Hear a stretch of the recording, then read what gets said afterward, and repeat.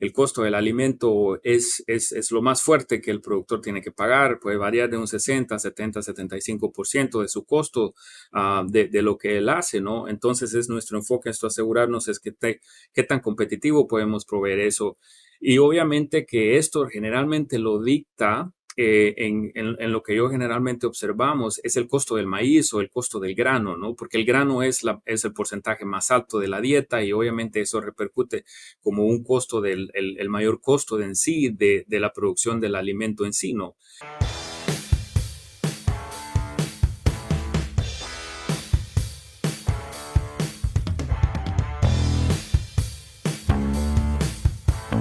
Bienvenidos a un episodio más de Cerdocast, esta línea directa con los principales referentes de la industria porcina.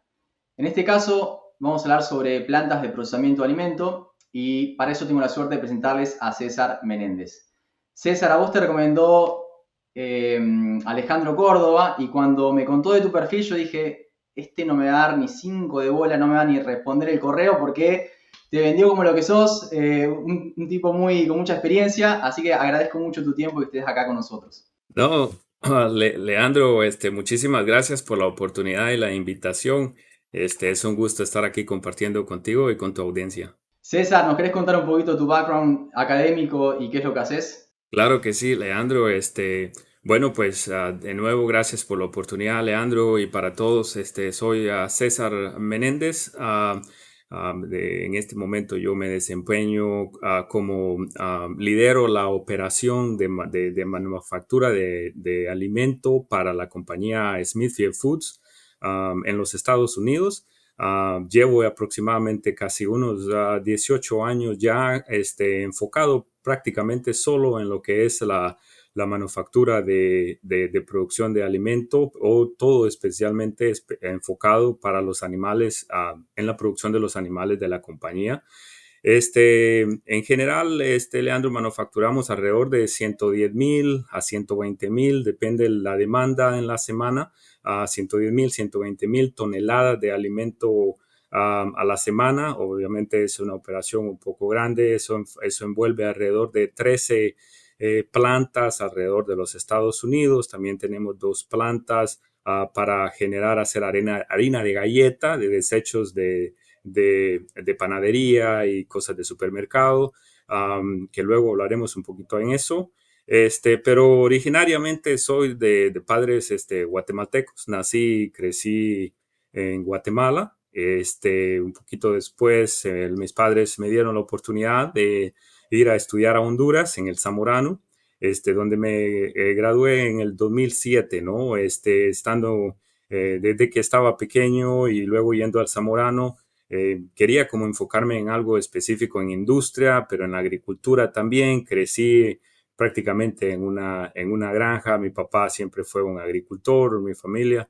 Pero quería yo estar un poco más enfocado en la parte de mecánica y luego estando en el Zamorano pues terminé la carrera de agroindustria alimentaria, que luego ahí encontré un poco más de pasión en la producción de alimentos, ¿no? Y gracias al Zamorano y a un profesor en el Zamorano se me dio la oportunidad de empezar a trabajar con esta compañía acá en los Estados Unidos y desde ahí pues al terminar la graduación pues ya tengo la oportunidad de estar acá. Excelente. Bueno, y nosotros te agradecemos por el espacio. César, algo que me gusta mucho de hablar con vos en este caso es que Smithfield en el mismo día puede tener escenarios muy diversos sobre los cuales vos tenés que tomar decisiones, ¿no? Porque es una región muy extensa, son diferentes plantas de alimento que tienen diferentes materias primas con diferentes costos. Y lo que me gustaría que nos cuentes un poquito es cuáles son esos puntos de mayor impacto que vos considerás a la hora de tomar decisiones en plantas de alimento, ¿no? Claro, definitivamente, Leandro, mira, hay varios factores, obviamente, cuando estás en la producción de alimento, ¿no? Uno de los factores más importantes es el costo de los ingredientes, ¿no? Y de acuerdo a la región donde estás, puede haber una fluctuabilidad considerablemente, que a veces necesariamente puede ser por disponibilidad del ingrediente o por la relación al transporte de ese ingrediente hacia donde se necesita. Entonces, basado en eso, se está constantemente revisando prácticamente a diario, si no varias veces al día, revisando cualquier cambio, acceso a la disponibilidad de estos ingredientes que se necesitan, variaciones en costos y probablemente que hubieron cambios que no se necesariamente se proveyeron específicamente en un contrato. Obviamente que se trata de manejar una operación a contrato, ¿no? En el sentido de que tú estableces o tú negocias ciertos precios por un periodo de tiempo para tratar de bajar esa fluctuabilidad que puede existir en el mercado de forma pues diaria, ¿no? Y para no tener que vivir en ese ambiente de un cambio constante. Pero siempre en un sistema grande como lo es Smithfield, pues como te comentaba, 110,000 a 120,000 toneladas de alimentos semanales, sí requieren una constante revisión de los precios y ajustes de acuerdo a a esas fluctuaciones y nosotros en conjunto obviamente con el grupo de procurement, de la gente que compra los ingredientes, de la gente de nuestro equipo de nutrición, pues a tomar las decisiones respectivas. Lo estamos revisando constantemente, estamos tomando, asegurándonos de que todo eso al por lo menos, no necesariamente a diario, pero alrededor de una semana nos enfoquemos en revisar qué fueron las cosas que pudieron pasar, qué cosas podemos hacer mejor para la siguiente semana, qué opciones tenemos para poder ajustar esas fluctuaciones y poder minimizar y tratar de mantener obviamente con eso un, un costo competitivo, ¿no? Cabe recalcar también, Leandro, que es importante mencionar que obviamente que tenemos, obviamente, 13 plantas, ¿no? Entonces, con las plantas que hacen la harina de galletas, somos 15 plantas alrededor de los Estados Unidos, pero también nosotros dependemos en un porcentaje muy bajo de alrededor de 10 plantas más en los Estados Unidos que hacen alrededor del 6 al 7% de ese alimento. El resto, el 93, 95%, pues lo producimos nosotros en nuestras plantas, pero estas otras plantas también son parte del mecanismo de diario, ¿no? Del ejercicio de hacer esta cantidad de alimento para medir las expectativas de la semana. Cuando algo pasa en una planta, y eso puede pues, ser diario, se arruina una máquina o no hay o se pierde la energía por cualquier situación que pueda estar pasando relacionada algunas veces al ambiente, una lluvia, un huracán o también obviamente un tornado, ¿no? Que es lo que ha estado bien popularmente en los últimos días acá en los Estados Unidos. Cuando ese tipo de cosas pasan, inmediatamente pues enfocarnos como equipo, entender las limitaciones que tenemos, qué opciones existen para poder mitigar de lo más posible que se pueda, minimizar e incurrir en altos costos. Entonces ajustamos, miramos las diferentes opciones que podemos tener y tomamos las decisiones respectivas, ¿no? Eso sería en general probablemente, Leandro, los dos constantes que estamos revisando todo el tiempo para asegurarnos que obviamente se esté manteniendo un costo competitivo. Muy bueno. César, mencionaste algo que me interesa hacer doble clic, ¿no? Ustedes, a pesar de que tratan de fijar ciertas variables o tratar de mantenerlas lo más estables posibles en el tiempo, con esto de tener contratos, básicamente, a pesar de eso, semanalmente se ponen a revisar la toma de decisiones que hicieron, el resultado que tuvieron y tomar decisiones nuevamente. O sea, es algo muy dinámico y siempre buscan ser recursivos. Y mencionaste en esa búsqueda de ser recursivos algunas materias primas alternativas, tienen incluso planta de galletitas, ¿no? De descarte de galletas. Me gustaría que nos cuentes un poquito si eso aplica a todo Smithfield o es en ciertas regiones donde van a buscar más ese tipo de materias primas alternativas en función de los precios de materia prima. Correcto, Leandro, y creo que es una muy buena pregunta, ¿sabes? Porque para todos los que estamos en la producción de alimento de concentrado, pues nuestro enfoque es producir este alimento de la mejor calidad posible, pero obviamente a un costo extremadamente competitivo para el productor, ¿no? Porque a la final el costo del alimento es lo más fuerte que el productor tiene que pagar, puede variar de un 60, 70, 75% de su costo de lo que él hace, ¿no? Entonces es nuestro enfoque esto asegurarnos es que qué tan competitivo podemos proveer eso.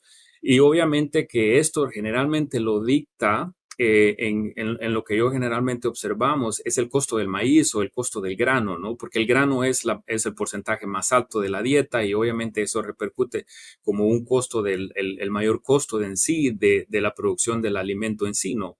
Entonces, por regiones eso puede variar constantemente, depende el año especialmente en los Estados Unidos, dependiendo del tipo de año que fue pues, en producción de maíz. Si fue un año como este pasado que fue muy seco para la costa este, la producción de maíz fue mucho más baja comparado con otros años. Y en el caso del medio oeste, pues hubo una producción muy buena que obviamente eso tiende a mantener, obviamente, o a mantener un precio mucho más accesible, mucho más competitivo comparado con lo que pasó este año en la costa este, ¿no? Entonces tú tienes que ahora traer maíz de afuera, de otro estado, para Carolina del Norte y eso obviamente involucra un costo agregado. Cuando esos pasan, los ingredientes alternativos, como estábamos discutiendo de la harina de galleta, los destilados de grano, cualquier otro tipo de materia que exista o que haya disponibilidad y acceso en el área donde operes, son tremendamente críticos y estratégicos tener acceso a ellos y poder inmediatamente sentarte con tu equipo de nutrición, la gente que compra los granos y revisar esas opciones, ¿no? Para poder mitigar y bajar los costos que se previenen o que están existiendo en el momento con el grano. Eso ha sido, creo que bastante indispensable, ha sido ha sido un enfoque y en mi opinión debería ser el enfoque de cualquier productor de concentrado, es buscar esas opciones, ¿no? Que puede mitigar y bajarle el costo a la materia prima para el productor y poder proveer un alimento bastante competitivo, ¿no?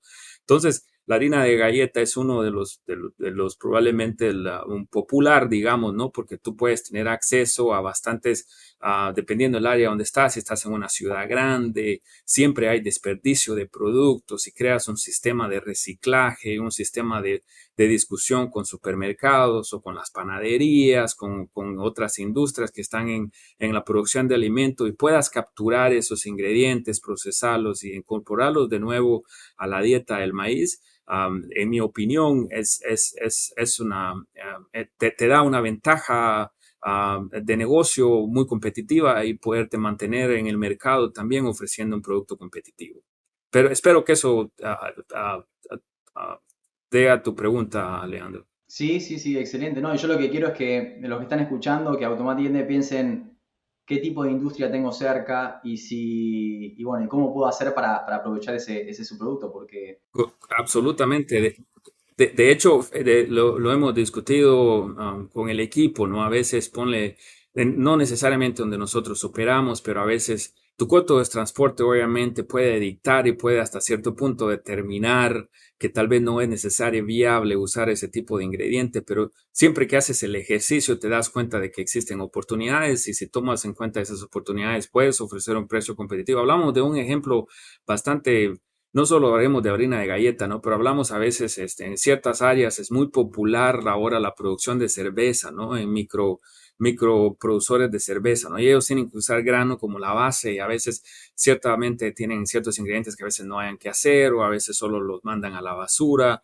Esos son un tipo de oportunidad, ¿no? Que a veces tal vez lo tienes al otro lado de la esquina, no sabes qué es lo que está haciendo, si lo visitas y quizás lo invitas a tomarse una cerveza con él, puedes conseguir una oportunidad también para poder incluirla y poder abaratar otro tipo como en el caso del maíz, ¿no? Hay obviamente otros tipos como la grasa, a veces se torna bastante cara. La soya es obviamente un grano que generalmente a veces fluctúa constantemente y los precios y a veces buscando otras alternativas como harina de pollo, harina de fuente animal, ¿no? Si estás en un país que te permite el uso, obviamente que pudieras evaluarlo y tomarlo en cuenta como una opción en alternativa también.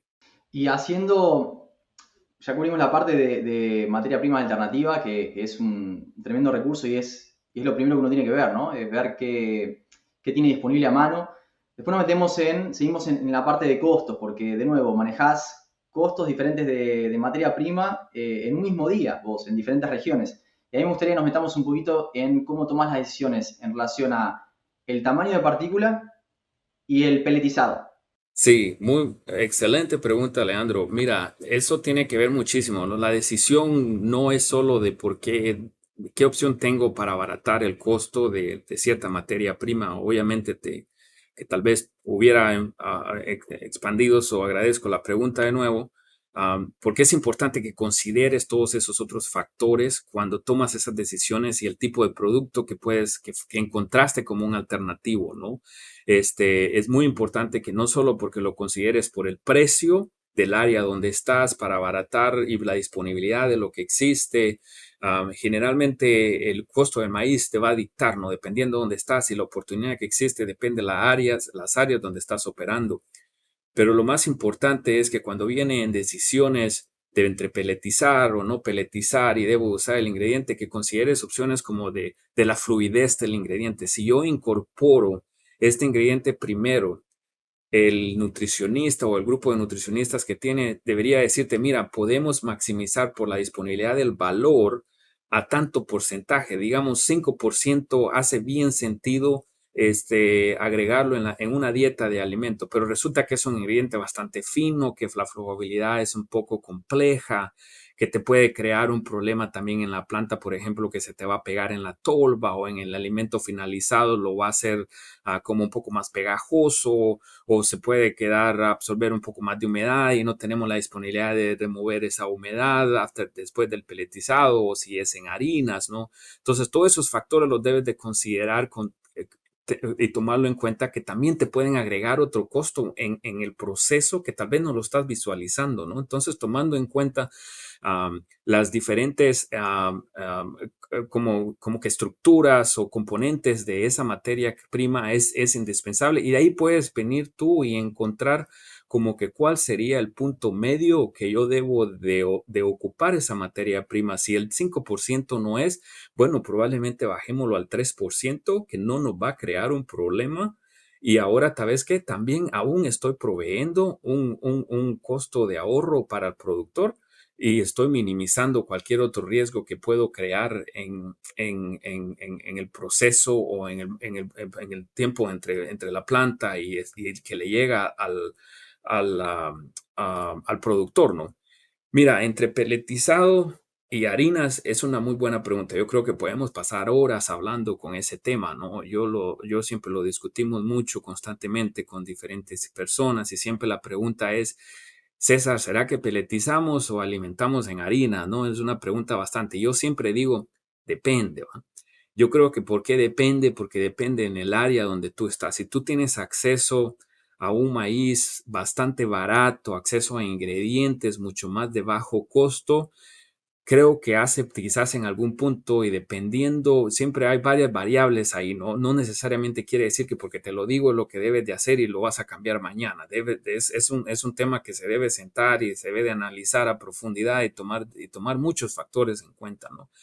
Pero a veces yo considero que si eres un productor pequeño, y tienes acceso a bastante ingredientes y materias primas a un bajo costo, yo considero que hace sentido que hagas harina, ¿no? Obviamente las harinas traen otra complejidad, ¿no? En el proceso, como fluidez, como lo hablábamos, entonces tienes que tener los equipos apropiados. Por ejemplo, yo no recomendaría usar un molino de martillos para unas harinas, yo recomendaría usar un molino de rodillos para poder obtener una consistencia más estable en partícula y poder tener un alimento que fluye mejor, que no le crea un problema al camión que lo va a llevar al productor o el productor que lo va a poner en la tolva y que no se le quede pegado, ¿no? Entonces ese sería como que lo básico, ¿no? Ahora, si eres una industria bastante grande, yo considero que depende indispensablemente de dónde estés y el área que operes, siempre vas a estar sujeto a una fluctuabilidad en el costo de ingredientes. Y para mí, en ese sentido, peletizado hace mucho más sentido. ¿Y sabes por qué, Leandro? Porque no solo porque te ayuda a mantener una consistencia más en el alimento, una mejor fluidez, de hecho también tiende a proveer un mejor desempeño en el animal en cuestión de conversión alimenticia, pero also también te permite, Leandro, mantener un costo competitivo de transporte, porque pues si eres grande como nosotros, por ejemplo, usamos camiones, camiones o rastras, como se le dice, ¿no? A granel, como sería la forma correcta, no sé si esa es la palabra correcta, pero a granel como se despacha. Y el peletizado, obviamente, puedes poner muchas más toneladas en un camión que comparado a harina, ¿no? También entre peletizado y harina, si tienes acceso a más, por ejemplo, a ciertas grasas para energía, para dar energía, si tienes acceso a más de eso, yo considero que peletizado es mucho mejor que harinas, porque harinas tienen un límite también, ¿no? Comienza a crear un problema en la fluyabilidad del ingrediente. Creo que en general eso sería costo de energía, Leandro, es algo muy importante a considerar también. Obviamente, si eres un productor pequeño, tienes acceso a muchas materias primas de bajo costo y tu costo de energía es alto, probablemente el costo operativo es alto y mantenimiento. Que quizás nos enfocamos en harina, ¿no?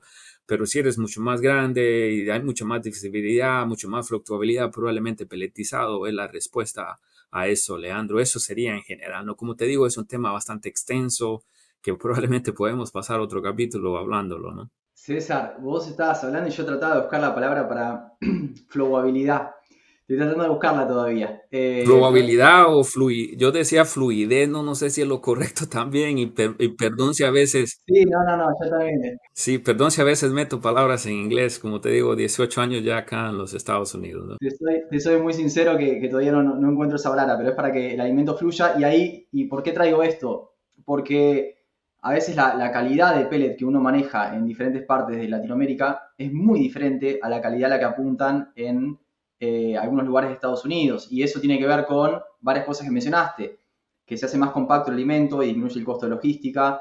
Si bien hay algunas ventajas del peletizado que se pierden cuando la calidad no es buena, no deja de traer beneficios en lo que hace al no desperdicio de alimento en los comederos, que bien mencionaste. Exactamente. Y me gustaría porque tiene que ver también con esto que mencionas de la fluidez, ¿no? Del alimento, por así decirlo. No sé si es correcto, pero ¿cuándo usás como recurso la pelización o a partir de qué tamaño de materia prima vos decís acá sí o sí tengo que considerar un pelletizado por más que no sea de la mejor calidad simplemente para que fluya? ¿Y cuál es el punto o el límite del tamaño de partículas? Sabemos que mejora 1% la conversión por cada 100 micras que bajamos, pero obviamente trae ciertos desafíos en ciertos niveles, ¿no? Sí, mira, Leandro, creo que muy buena pregunta también. Considero, Leandro, que depende, ¿no? De mi opinión, qué es lo que estás enfocado, el tipo de animal, la genética tiene mucho que ver, ¿no? Las genéticas ahora se están volviendo mucho más eficientes y no necesariamente. Mira, el peletizado y harinas, en mi opinión, Leandro, creo que tiene que ver muchísimo con, primero, quiénes son los que están envueltos en esa conversación, ¿no? Pero en mi opinión, puede variar consistentemente entre como te decía, una especie de animal, el tamaño de partícula que estás buscando, pero siempre es un tema que si tú lo ves a nivel de toda la industria, especialmente acá en los Estados Unidos, quizás en Latinoamérica, en mi opinión, eso tiene que ver con algo muy importante, que es que las harinas también, o a que tengas una calidad de pellet, de pelletizado que tal vez no generalmente es tan buena porque usan mucho más alternativos como de grano de destilado, no hay cierto porcentaje que te comienza a crear un problema.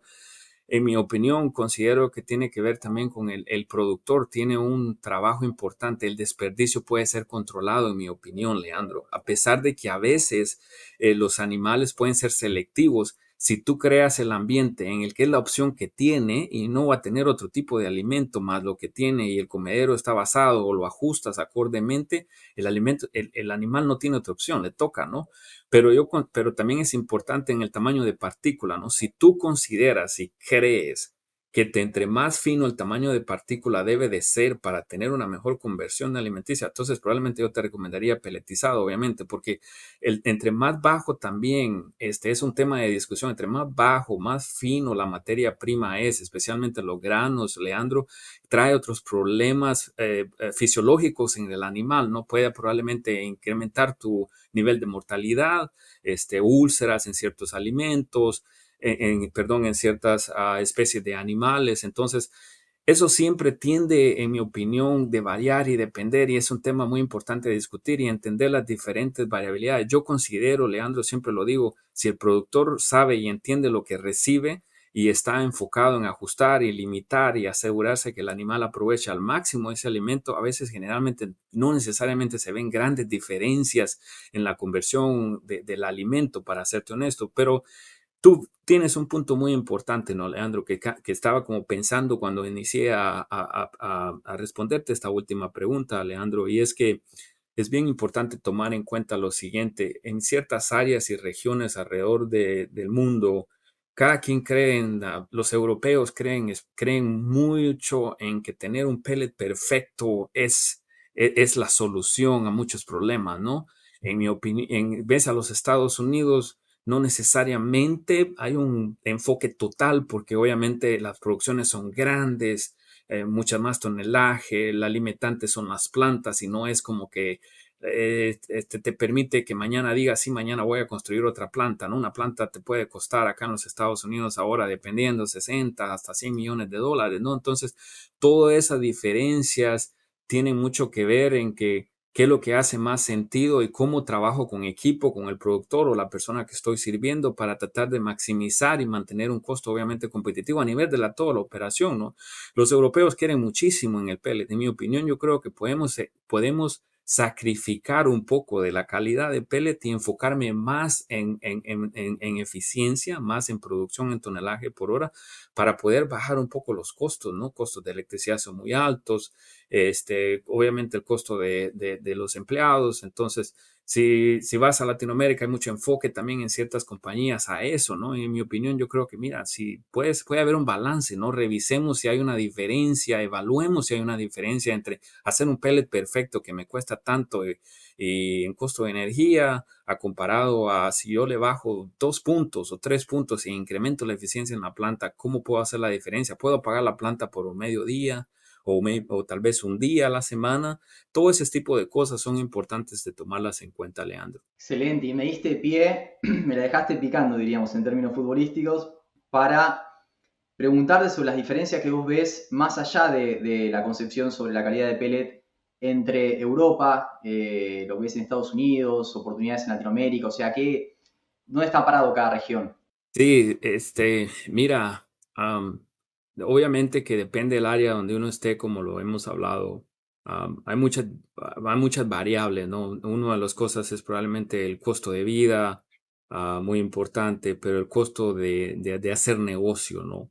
En mi opinión, lo que yo veo si ponemos, si tratamos de compararlo, no estoy diciendo que es específicamente para todo o para cada uno, ¿va? De los que están en la industria, pero en las diferentes áreas. Pero cuando yo comparo Latinoamérica, comparo los Estados Unidos y Europa, si empezamos por Europa, Leandro, generalmente las plantas tiendo a ver muy, una diferencia bien, bien interesante, que es que operan con más enfoque en automatización, especialmente plantas nuevas. Tú no ves más que 2 o 3 empleados en una planta y la planta corre todo el día. Y estuve en una planta hace unos meses en Holanda, ¿no? Que producía casi 1 millón de toneladas de alimento al año y estaba operando con 3 personas, ¿no? 3 personas. Entré al cuarto de control y no había absolutamente nadie, ¿no? Todos enfocados en caminando, revisando, haciendo mantenimiento, que tal vez había que barrer aquí, había que ir a revisar un equipo, ponerle grasa.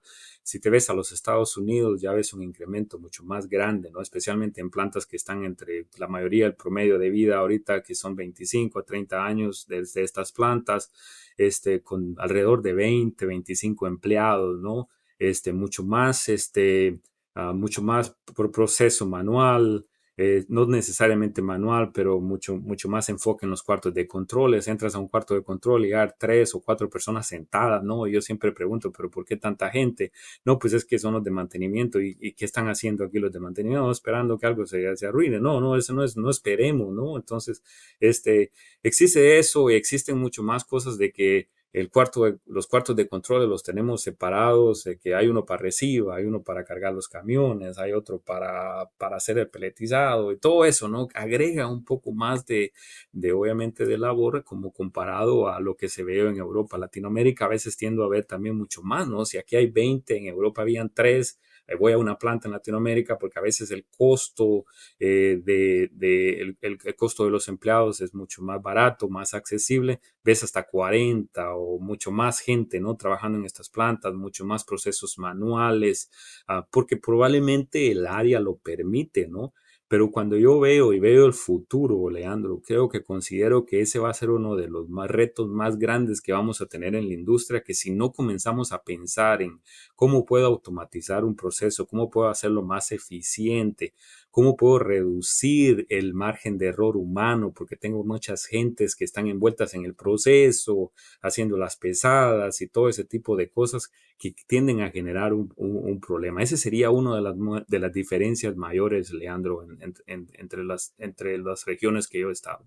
Excelente, ¿no? Y me causa mucha curiosidad porque, como bien lo dijiste, Latinoamérica muchas veces encuentra una mano de obra, un costo de mano de obra menor. Pero Estados Unidos no es poco el costo de mano de obra y tampoco es que sobran las opciones a la hora de contratar gente. Sabemos que es un problema en general en toda la industria, entonces me llama la atención que Europa ya esté implementando, algunas regiones de Europa, implementando automatización o tecnología aplicada a la automatización y Estados Unidos esté más atrasado en ese sentido. ¿Entendés el por qué? Correcto, de hecho, exactamente, Leandro. Si tú ves, Europa está mucho más avanzado, considero yo, entre plantas nuevas que están comenzando a salir acá en los Estados Unidos, se están mucho replicando y bajando con mucho menos empleados para operar, ¿no? Pero Europa está muy avanzado en ese sentido y con lo que he tenido la oportunidad de ver en Holanda, ya sea España, Suiza, Bélgica, ¿no? Están mucho más adelantados en ese sentido con la utilización de la automatización, seguridad,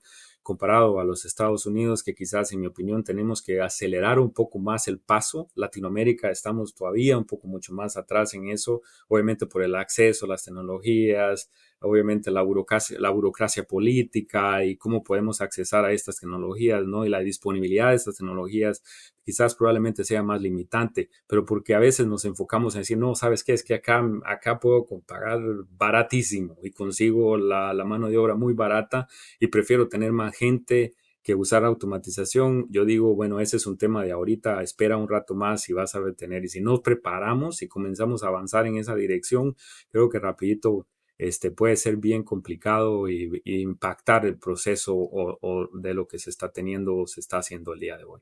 Totalmente de acuerdo. Trabajar con gente es mucho más complejo que trabajar con tecnología, o sea, mucho más dolores de cabeza porque se te va uno, porque hay que capacitarlo, porque un montón de cosas que hacen que no despegue, por así decirlo, o no tenga un crecimiento tan exponencial como cuando uno tiene todo automatizado, que es todo absolutamente controlable. Correcto, y también te abre el margen de error, Leandro, ¿no? Exacto. Un poco para profundizar en eso, César, hoy en día estamos viendo una evolución tecnológica, cantidad de datos, Big Data, Machine Learning, inteligencia artificial, y quiero aprovechar que seguramente vas a varios congresos que hablan de tecnología incorporada a las plantas de procesamiento de alimento, para que nos cuentes qué es lo que ya está disponible o qué es lo que vos ves que se viene en los próximos años que vamos a tener que incorporar porque va a ser una diferencia significativa en el desempeño, ¿no?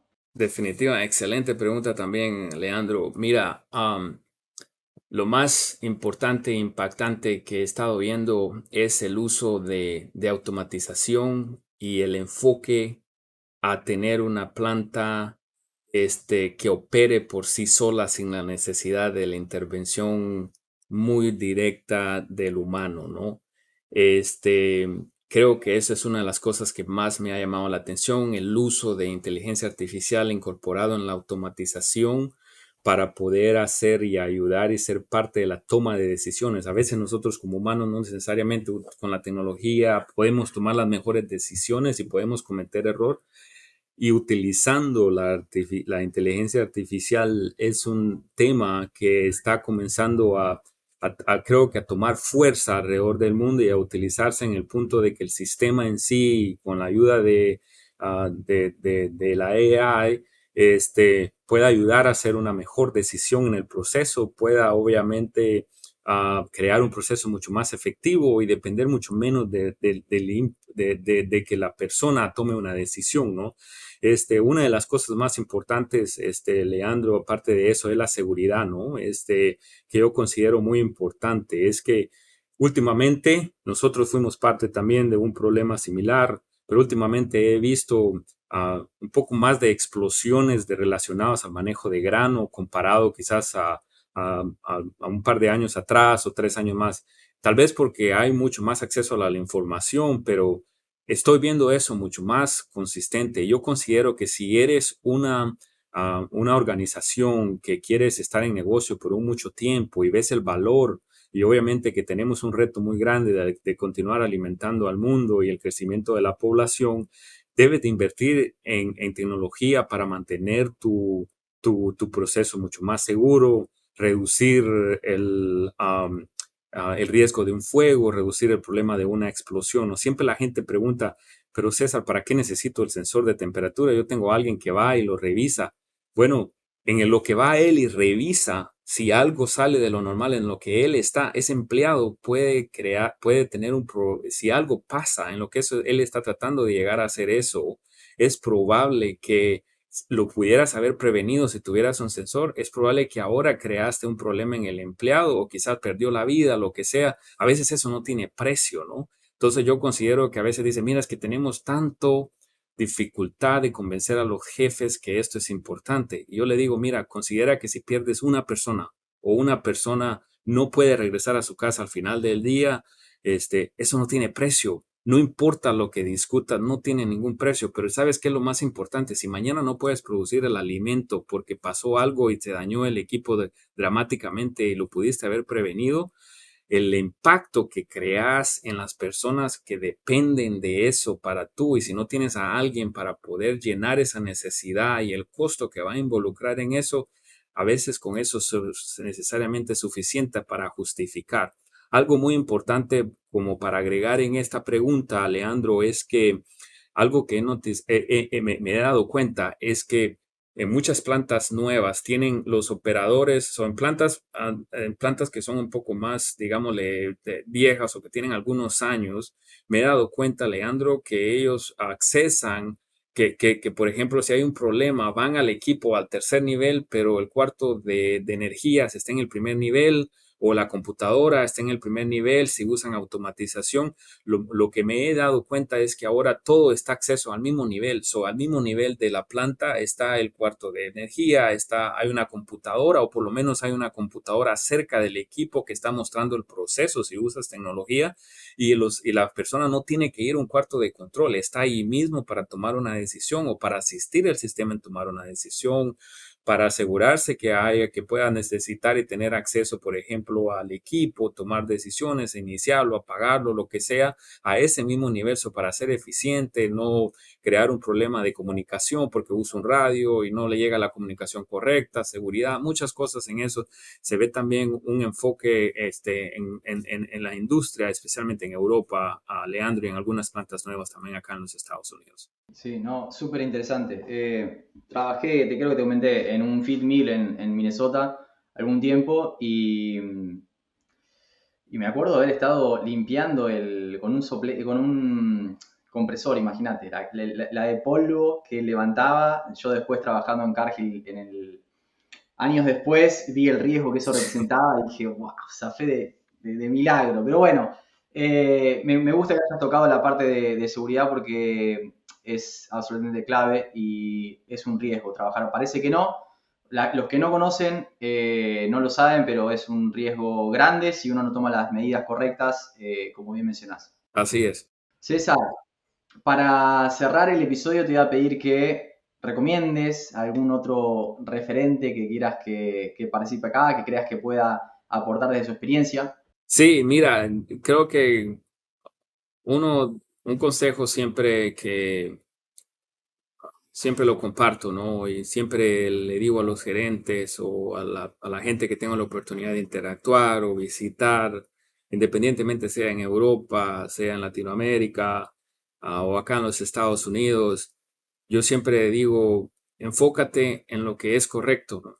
Y convence tu equipo de la importancia que hace cuando hay buenas ideas y de poder seguir y tomar de nuevas tecnologías, ¿no? A veces todo el mundo se enfoca en el costo, es muy caro.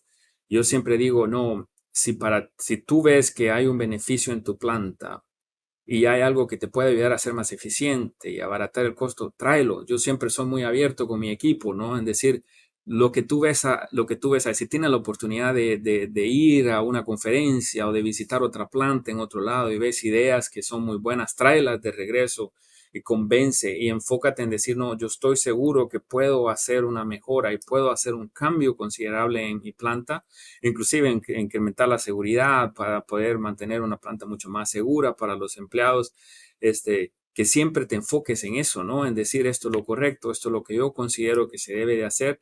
Yo siento que cuando existe esa seguridad, a veces alguien va a tomar seriedad de la gente que está arriba o de un corporativo o la gente que reportes y que espero que eso te ayude a mantener y a continuar una mejora. Y siempre yo también recomiendo Leandro, es mantener un plan a futuro, ¿no? Poner un plan en papel a futuro de tu planta o de tu operación, de dónde tú quieres llegar, dónde tú quieres ser en el futuro y ponerlo enfrente de la gente que tú tienes que reportarle, ¿no? O los dueños de la compañía para decirle, este es mi plan, ¿por qué yo quiero llegar a 5 años? Yo, mi equipo, nosotros nos enfocamos mucho en lo que le digo yo, 5 años de mejora continua, ¿no? Entonces ponemos un plan a 5 años para decir dónde yo quiero estar en 5 años, qué cosas yo debo de enfocarme en los siguientes años para poder ser mejor, ¿no? Y asegurarnos de que eso se le dé continuidad a cada año que pasamos, que no pudimos completar, ya sea por disponibilidad de fondos o por lo que sea, y cuál es el siguiente paso, ¿no? ¿Cuál es la siguiente prioridad? Ese es un plan que obviamente siempre está cambiando. Yo siempre le digo a nuestros gerentes, cada vez que vamos a una planta, probablemente algo va a cambiar y va a haber una prioridad. Y siempre le digo, este plan es muy importante ponerlo en papel porque lo único que puede pasar es que nos digan que no. Y siempre digo yo, si alguien nos dice que no lo podemos hacer, lo único que podemos decir, si algo pasa en el futuro, tienes una base para decir, ¿sabes qué? Pasó. Tratamos de prevenirlo, pero alguien se opuso a la mejora y desafortunadamente estamos donde estamos. Y eso yo le digo, es lo único que yo me puedo llevar, y nos podemos llevar de una compañía, si ahí ya no estaríamos, después de eso, es lo único que me puedo llevar. Traté de hacer lo correcto, pero no se pudo. Ese sería mi mensaje, Leandro. Está muy bueno, César, y de nuevo quiero reiterar eso que acabas de decir, la importancia de tener objetivos a mediano plazo y hacer parte a las piezas fundamentales de tu equipo, porque les da cierta motivación realmente hacia los resultados, ese diseño de un plan estratégico y hacer parte a los integrantes de tu equipo que tienen un rol fundamental. O sea, eso es súper, súper importante. Así que me gustó ese cierre. César, quedaría la nominación nomás. Estamos a la orden, Leandro, y muchísimas gracias por la oportunidad, muchísimas gracias por la oportunidad de interactuar con tu audiencia. Si en algún momento quedó algo y quisieran alguna pregunta o alguna duda o algo no estuvo muy claro, con gusto, no sé, tú puedes compartir quizás el link de LinkedIn, que sería la forma como, um, um, cómo, perdón, cómo contactarme, ¿no? Nominar a alguien, mira, déjame pensar, si estamos en una industria bastante corta, no corta, pero tú sabes, el grupo siempre los escucho todo el tiempo, ¿no? Y no quiero repetir con alguien, pero déjame pensar y yo pues veo si yo te mando ahí la información, ¿ok? César, gracias. Gracias por tu participación, por toda la experiencia que nos compartís y bueno, estaremos hablando próximamente. Claro que sí, Leandro, muchísimas gracias. Un abrazo grande. Igualmente, feliz fin de semana.